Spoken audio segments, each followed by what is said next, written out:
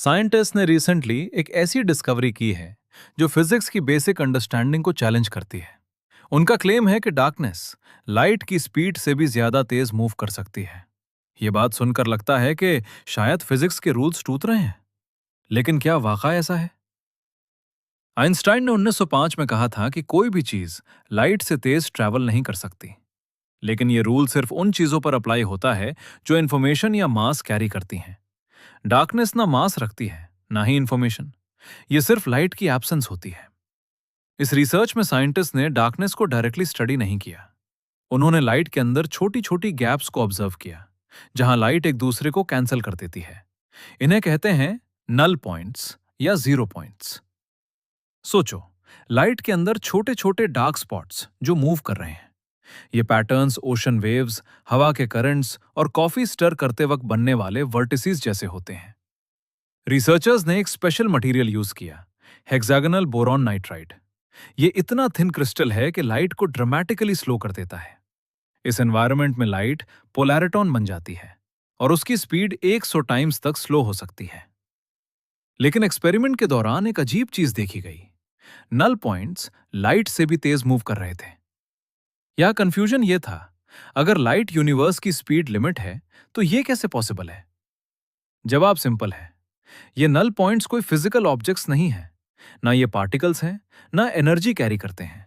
ये सिर्फ पैटर्न्स हैं, और पैटर्न्स फिजिक्स के रूल्स को फॉलो नहीं करते जैसे रियल ऑब्जेक्ट्स करते हैं। इसलिए आइंस्टाइन का लॉ अभी भी वैलिड है। लाइट से तेज कोई चीज इंफॉर्मेशन या मैटर के लिए पॉसिबल नहीं। अब बात करते हैं एक और बिजार डिस्कवरी की, सॉलिड लाइट। साइंटिस्ट ने एक ऐसी स्टेट ऑफ मैटर क्रिएट की है जो लिक्विड भी है और सॉलिड भी। इसे सुपर सॉलिड कहते हैं। नॉर्मली सॉलिड्स अपनी शेप मेंटेन करते हैं और लिक्विड्स फ्लो करते हैं, लेकिन सुपर सॉलिड दोनों चीजें एक साथ करता है। सोचो, एक ऐसा मटेरियल जो स्ट्रक्चर भी रखता है और फिर भी फ्लो करता रहता है। इस इफेक्ट को समझने के लिए हमें एटम्स के लेवल पर जाना होता है। एटम्स को extremely low temperature, absolute zero के करीब कूल किया जाता है।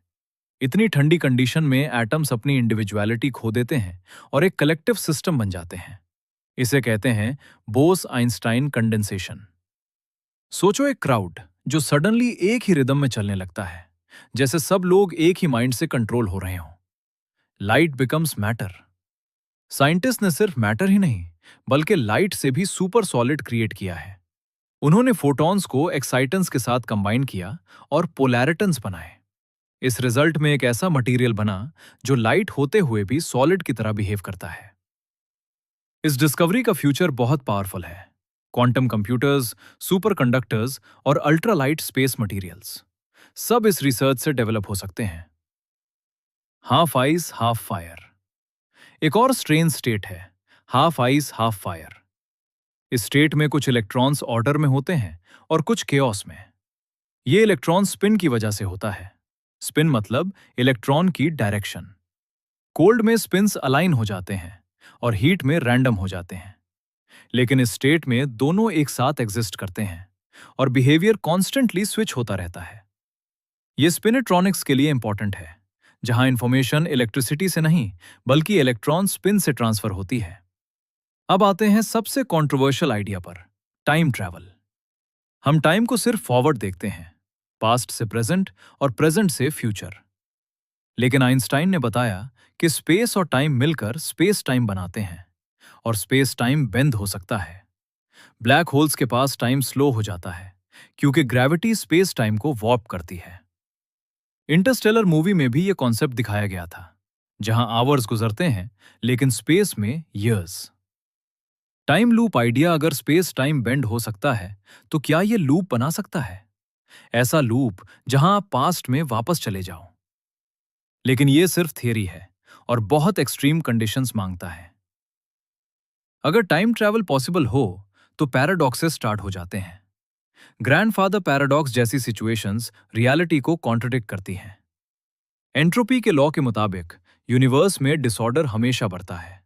चीजें टूट जाती हैं लेकिन वापस अपनी ओरिजिनल स्टेट में नहीं आती। Quantum fix. लेकिन क्वांटम फिजिक्स में एक आइडिया है, क्वांटम फ्लक्चुएशंस का। ये स्पेस के अंदर छोटी रैंडम एनर्जी चेंजेस होती हैं। अगर टाइम लूप एग्जिस्ट करे तो ये फ्लक्चुएशंस एंट्रोपी को डिस्टर्ब कर सकती हैं और यूनिवर्स कॉन्ट्रडिक्शंस को ऑटोमेटिकली करेक्ट कर देता है। Multiverse idea.